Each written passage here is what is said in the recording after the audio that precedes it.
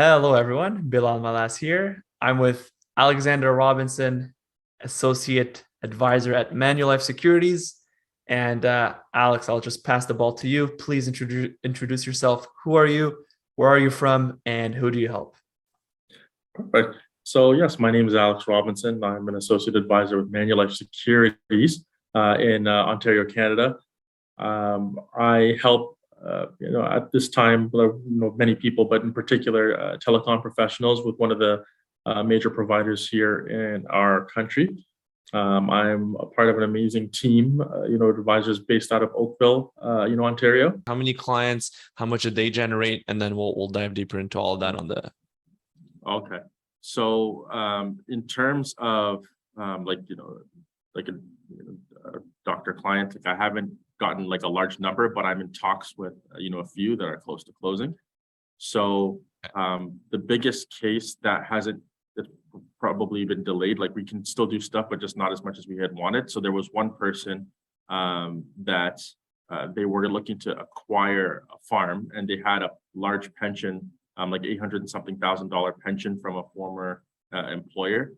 So we were like on the cusp of getting him to, bring that over to us.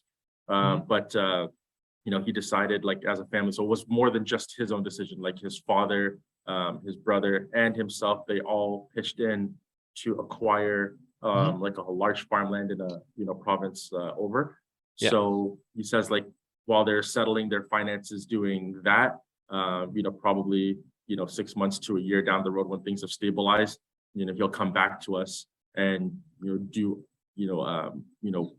look at his finance and do other stuff there, because he really was satisfied and well, not satisfied, he was ecstatic about the level of service and info we could provide. And like I said, I'm sure you do. I'm sure you crush it, especially with Don, right? Don does the calls with you as well.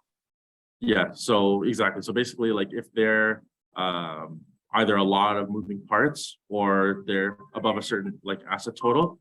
Sorry about that. Yeah, so yeah, if they're above a certain asset total or something like that, then I'll usually bring in Don. Otherwise, like, I'll handle it myself. So I did end up bringing Don into that process with that gentleman.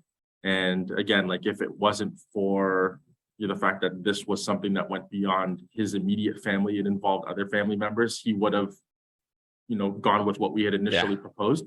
But even still, we helped him with all the stuff that went into acquiring that land. We showed him that it was worth doing. If the numbers that you're showing us make sense, this is what you can do, this is how it would affect you. And now there's still a bunch of other things that we can take care of between him and the other businesses that he owns, that we can still circle back to. It's just he's just dealing with the implementation of this first. So that was one. So again, we didn't close him, but we did get him. And what was the potential value of closing that deal, for example?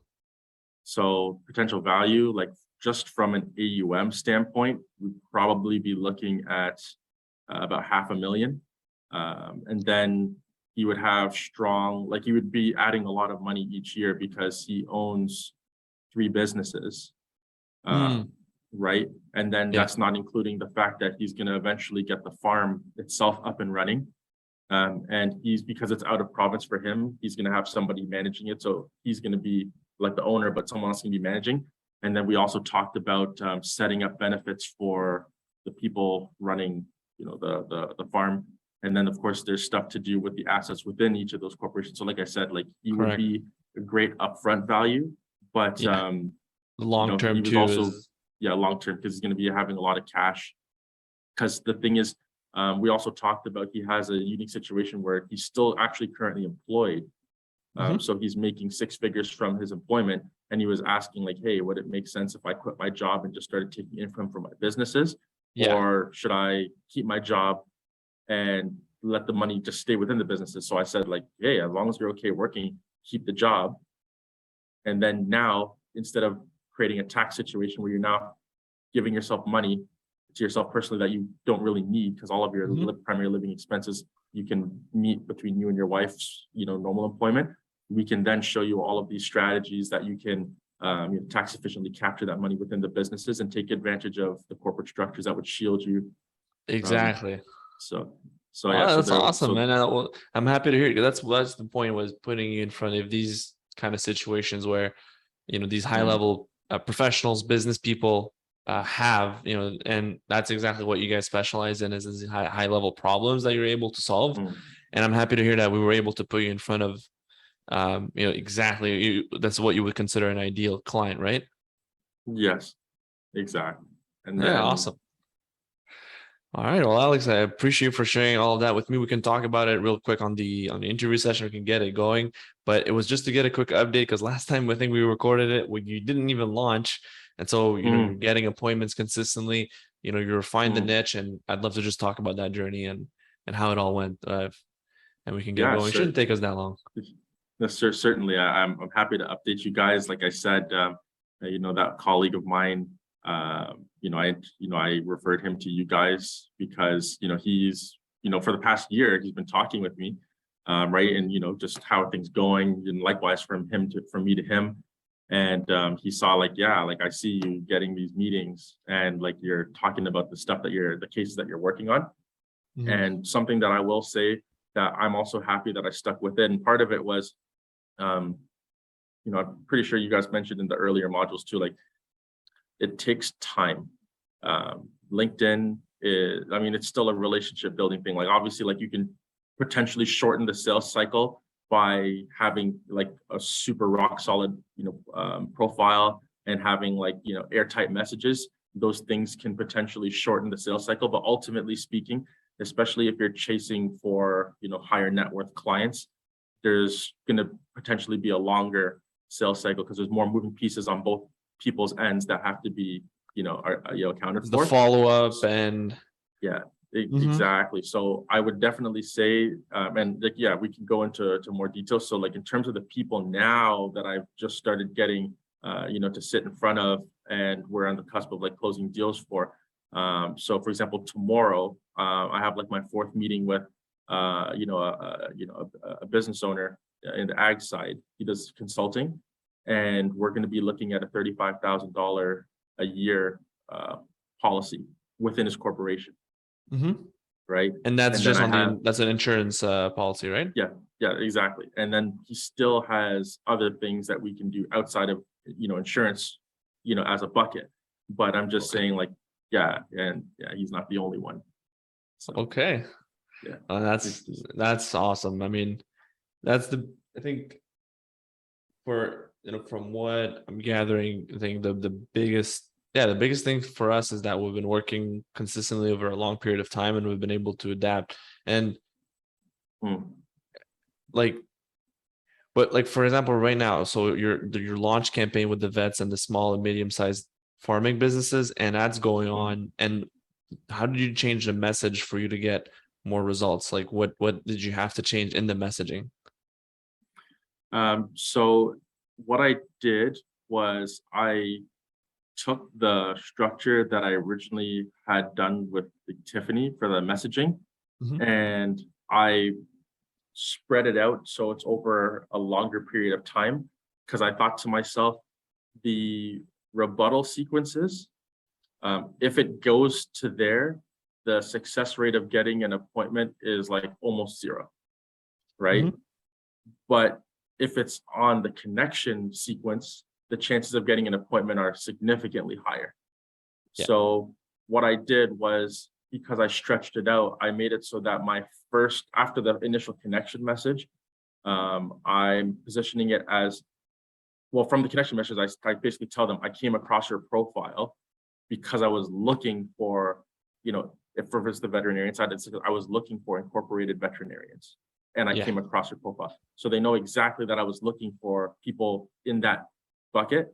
So they're just Mhm. like, oh, okay, right. And then my first initial message after that is something along the lines of, like, yeah, thanks for connecting with me, but I'm not, just a really connect and move on kind of person. Like, I'd like to, have a 15-minute virtual coffee with you where we can talk about each other's businesses, and see if there's any way that I can help your endeavors, right? So That what I, resonates a lot more, because they know what you really reached out. Like there's no conversation other than what you just mentioned. yeah, exactly. And then what I did is after that one, if they don't respond to that, that's when it says like, oh, by the way, if you didn't notice, I do this. So like, like the benefit proposition, the The value prop, value, yeah, the right? value statement. Mhm. So yeah, so I pushed the value prop back a bit. So that way, because like I just felt that, and I've seen like the results. So I guess at least with the people that I'm targeting, I feel like they respond better when it's just like the less pressure virtual coffee, where I don't mention like strategy. I don't mention like, doing this, whatever. Like if they Yeah, read my it's profile, they already see Mhm. that. But if Yeah, they it's don't, the same way. Like if I were to approach you, say, hey, you're a financial advisor. I noticed you're a financial advisor. It's kind of no brainer for me to reach out.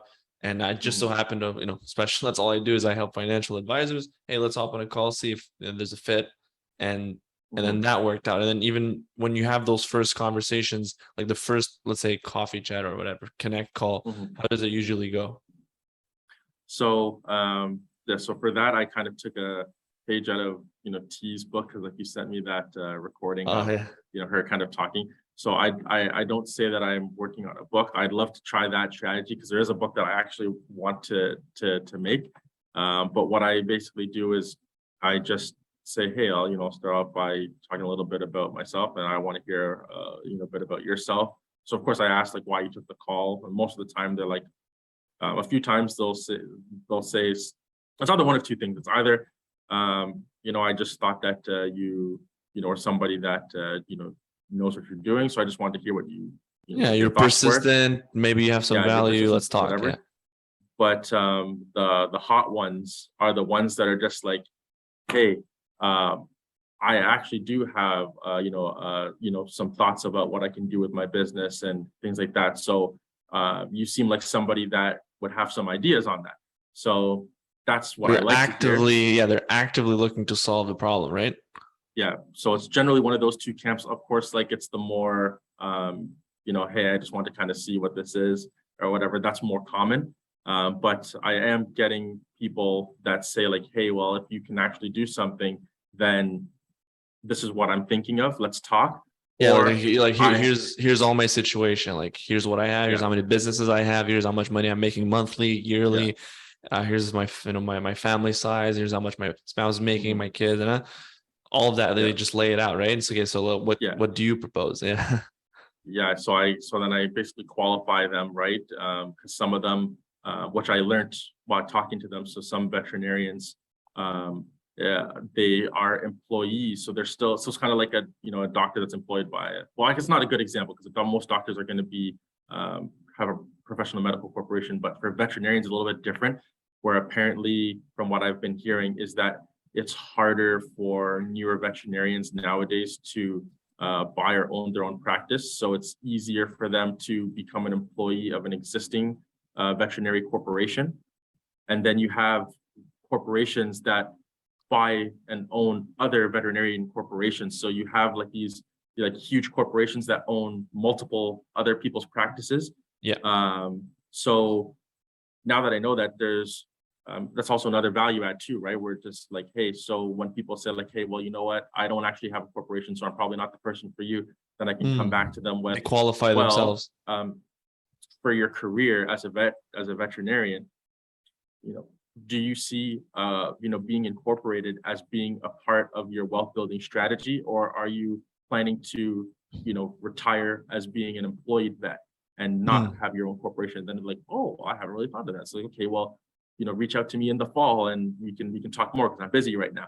So you're building that pipeline in the end too. Yeah, exactly. So I have a couple, quite a few meetings, because like during the summer, a lot of them were saying, which is why I'm starting to have a lot of the meetings now, is because during the summer they're saying like, hey, I'm getting swamped. And another thing that I found out with veterinarians is that they're really, there's a huge shortfall of veterinarians. It's extremely stressful. So of the vets that are working, even though there's already a shortage, they're burning out and they're taking sabbaticals and whatnot. So I actually had quite a few vets saying, yeah, talk to me in the fall. I'm down a vet, because like they own the practice, but they're down a vet, which means that they now have to basically manage the clinic and be a vet to fill the shoes of other people, and they can't just go to Kijiji and find somebody else to fill the void, right? So it's really interesting. And the sweet spot, of course, aside from knowing all of that now, so I can basically bring that up in conversation, is that, again, they are criminally underserved when it comes to wealth management strategies that involve a corporation. Okay. So yeah, but yeah, we can. Awesome. All right. Well, no, I appreciate for sharing all that information. And yeah, no, just been very, very pleased with the course so far. Oh, thanks for sharing. And Alex, my next question is, about your experience personally dabbling with LinkedIn prospecting. I know you had a bit of frustrations before joining our SLS Framework Mastermind. You've dabbled into LinkedIn prospecting.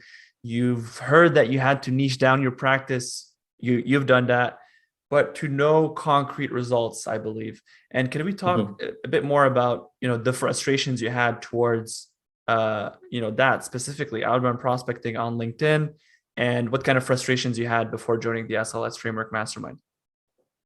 Absolutely. So I'd say, the two main issues that I had with LinkedIn, in the past, stem from, partially, difficulties on my personal side of things, just wrapping my head around it, and as well as some external factors. So as far as the external factors went, right, before this course, I actually had found, a different course that I was a part of earlier that, had some overlap with what they, were teaching here, but you guys go a lot more in depth, of course. But basically, the problem was I learned a lot of my LinkedIn prospecting from, that course. So I wasn't specific enough in who I was targeting and the things that I was asking. So I had done hundreds of conversations, hundreds of, connections, and it was just so frustrating because, after, speaking with me, after connecting with maybe like 1,000 people, you get one, client, right? That's a whole lot of attempted meetings scheduled, everything like that. And the only real response was like, well, hey, if you have to meet your targets, then just do more, right? We'll do more of what, and nobody can give me a clear, example of, is my profile, good? Because, I'm trying to make improvements. I'm trying to narrow down what are the things that I can be doing better. But it was just really hard for me to, for myself, identify the things that I could be doing better. And also, externally, there wasn't really any, feedback that I could get. The other frustration that I definitely had was I just didn't fully understand the process. Like I knew I was stubborn, so I stuck with it because I had just enough success to not abandon, the method. But at the same time, I knew that there were people that were having tremendous success on the platform. So I knew that it was possible, and I knew that it was something that I had the potential to do. There were just certain things that I just needed to understand a bit better. But I would say that those are the bulk of my frustrations, is just, not knowing where I was in a framework, not having a solid framework, and definitely not being specific enough. Yep. Yeah. Thanks for sharing, Alex. And I know, after joining our SLS Framework Mastermind, you had tremendous value from our community, which are full. We have over 150 advisors in there: financial advisors, investment advisors, financial planners, professionals in the insurance industry, in the lending industry, and across the US, Canada, and the UK. And we have those live Q&A calls that are group Q&A calls where I answer everyone's questions. And you've hopped on several times, and you've sparked yourself very, very meaningful conversations that a lot of other advisors could learn from on these Q&A calls and on the Facebook group that we have the community part of. And it was such an interesting I think it's an interesting path that you were able to discover here. Can you tell us a bit more about how you felt after joining the SLS framework and getting access to that community full of winners and advisors looking to change their practice for the better? Yeah, no, I felt, very, very excited. In fact, it was, another senior member in my team, Don, who was the one that actually connected with you, you and Ramsey first. And, I guess before progressing things with you, he sent, me some of the material that you guys had been going over with him. because he knew that I had some experience with, another program, right? So he wanted to have my take on it, and he felt that, I'll use you as a litmus test, Alex. I trust you. If you think that there's more value here than what there is in what you're currently doing, then we can look at making that change. So we did.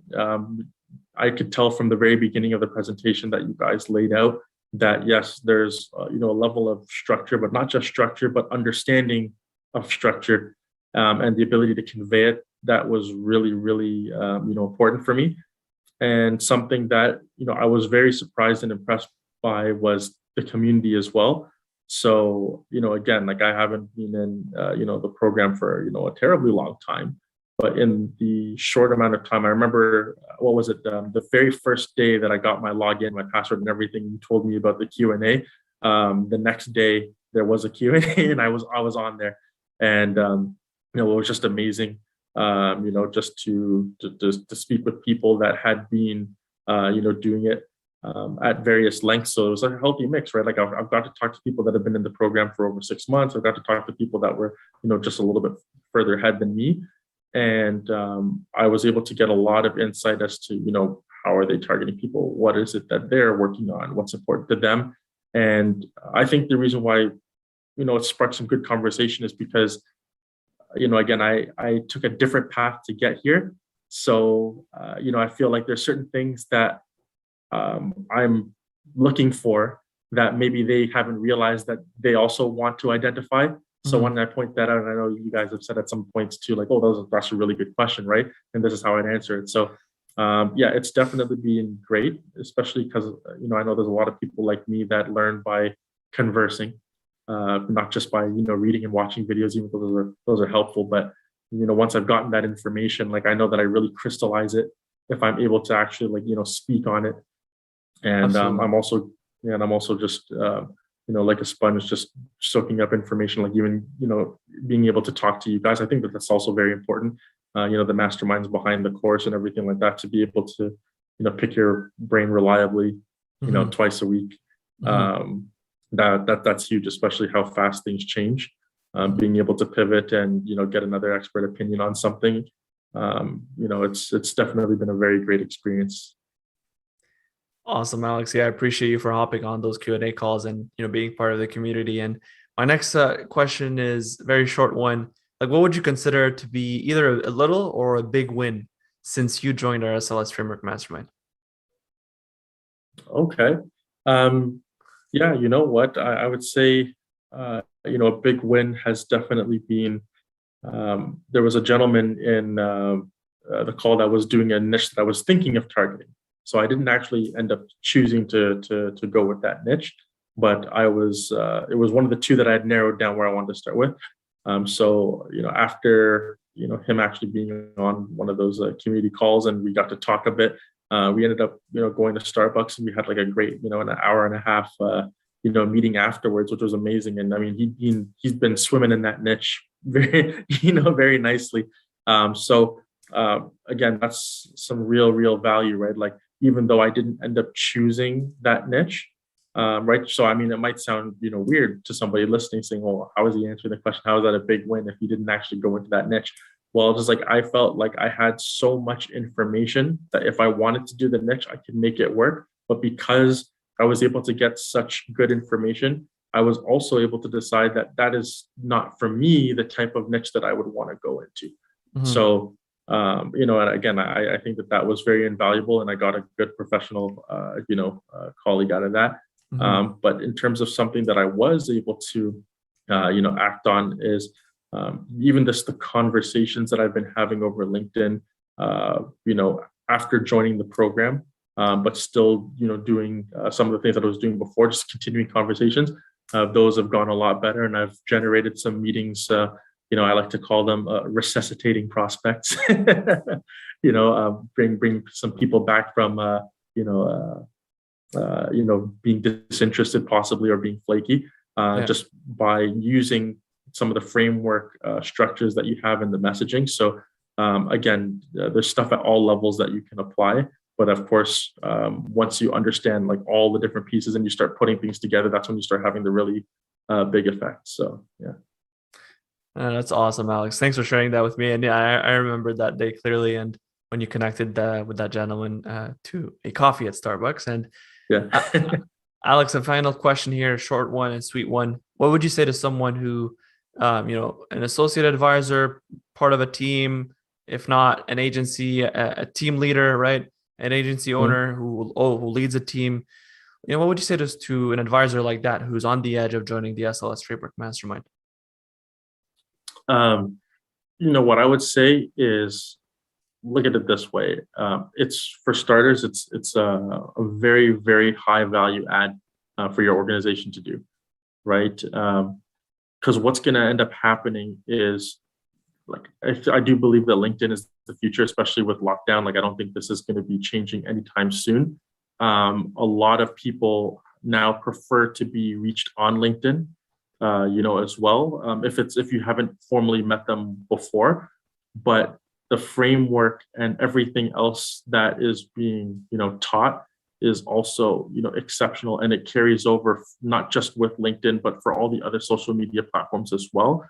You get that framework. And then if you are the leader of a team or an organization, it's even more valuable, because what you're doing is you're basically empowering the people in your firm underneath you to effectively learn to fish in the post lockdown landscape, right?